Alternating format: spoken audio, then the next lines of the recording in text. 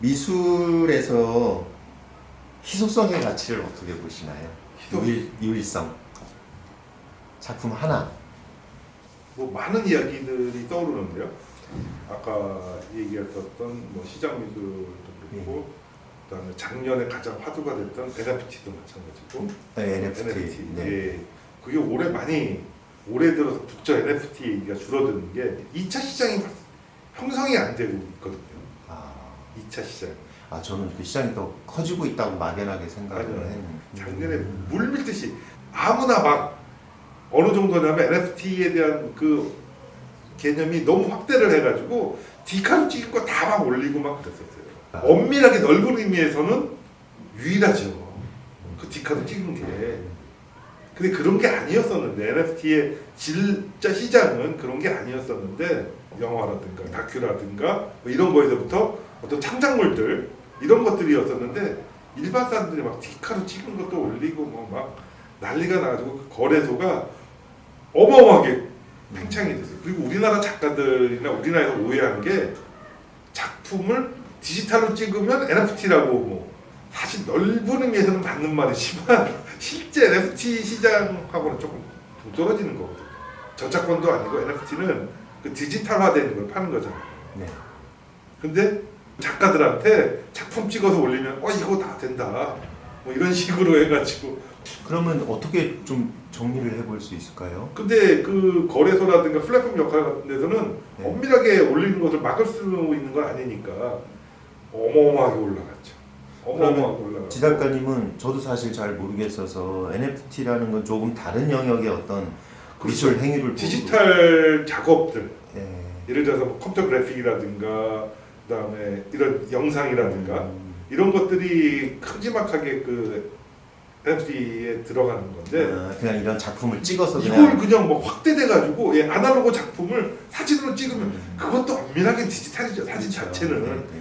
그러니까 아니라고 할 수는 없지만 NFT에서 굳이 이런 것까지 그런 게 너무 많아지니까 초창기니까 혼란스러우니까 막 이것저것 막 그냥 들어가는 거 같아요. 근데 그 지금 관련해서 사실은 이 부분을 대화를 하다 보니까 재미난 하나의 결론이 나왔는데 NFT는 새로운 어떤 미술의 혁신 같은데 그 기저에는 결국은 희소성의 그렇죠. 것이 작동하고 있는 거잖아요. 그렇죠. 그곳을 이용한 거죠.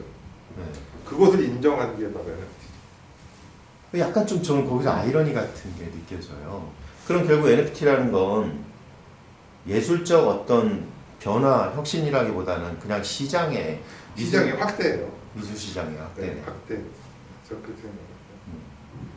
어떤 뭐 미학적 가치라든가 이런 걸 아직까지는 잘 모르겠어요. 미학적 가치. 근데 그 전에는 참 어정쩡했던 디지털 작품들, 뭐 예를 들어서 웹툰 작가들 종이에다 그리는 거 아니잖아요. 네. 그런 것들이 다 판매될 수 있는 거죠. 컷이. 컷이 거기에다가 이제 그 디지털 파일에 그 심어준 대체 불가한 그런 것들이 있으면 비트코인처럼 또 상품으로서의 가치가 있어서 교환의 가치가 있는데 아직 그 교환이 이루어지지 않으니까 즉 2차 시장, 2차 구매자가 나타나지 않으니까 조금은 위축돼 있다라고 얘기는 들었어요. 그 말씀이 딱 와닿네요. 2차 시장이 아직 형성이 안 되고 있다. 우리나라 대부분 미술 시장도 거의 그래요. 그런가요?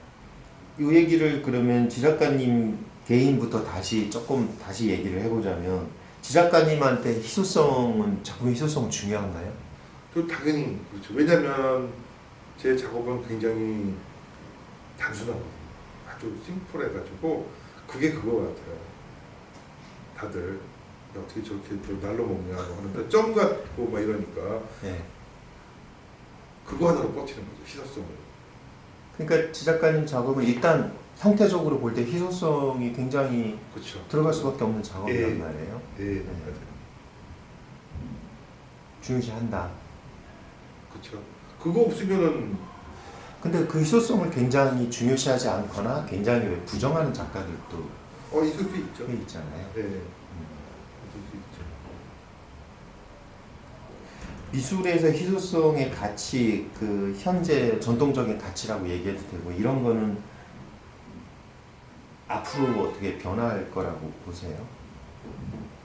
첫 번째가 아마 그 시소성에 관련돼서 이제 등장하게 된 건 카메라. 네. 카메라가 이제 보편화되면서 도대체 원본이라는 게 뭘까? 뭐 이런 건데 이제 지금은 디지털화되면서 클릭 몇 번 하면 카피가 되는 세상이 돼버렸으니까 조금 달라지겠죠. 뭐 원본의 문제, 희소성, 뭐 아우라 문제 뭐 이런 것들이 조금은 좀 달라질 거예요. 희소성의 가치 그런 전통이 조금 변할 것 같다라는 말은 여전히 또 존속할 거라고 보시는 거네요. 네, 네. 다른 양상이 또 많이 등장을 하겠죠. 지작가님 작업은 사실 희소성에 굉장히 충실한 작업 형식을 띠고 있단 말이죠. 현재 제가 본 바로는요, 몇 년 사이에 그렇지 않습니까? 회화 작업 형식을. 네.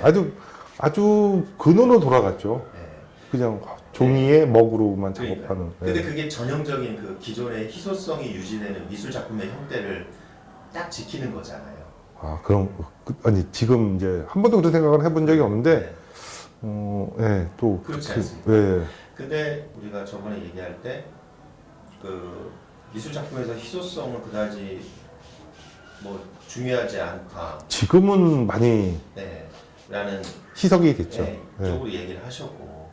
근데 제가 질문하고 싶은 건 뭐냐면 희소성에 대한 작가의 태도는 그 작가가 작업하는 형식에 지대하게 영향을 끼치고 심지어는 의도적으로 그것이 작업의 중요한 하나의 주제로 기능하고 이렇게 보는 그런 경우가 많단 말이죠. 그러니까 예를 들어 그런 거죠. 작가가 희소성의 가치를 부정하고 싶은 작가는 철저하게 뭐 예를 들어 작품을 대량 복제해서 뿌린다든지 전시 후에 작품을 뭐 없애버린다든지 뭐 이런 식의 뭐 어떤 아주 극단적인 예일 수는 있는데 그런 식으로 작업의 형태까지 결국 그 작가의 작업의 방식이 작가가 미술을 통해서 얘기하고 싶은 중요한 하나의 주제인 뭐 이런 경우들도 많이 있는데 기 작가님 같은 경우에는 희소성에 대한 태도는 뭐라 그럴까요? 굉장히 관대한 편이라고 하지만 현재 작업은 매우 드러나는 형상은 희소성에 매우 충실한 전통적인 형태를 띈단 말이죠. 이 부분에 이건 뭐 제 표현입니다만 그 사이의 갭은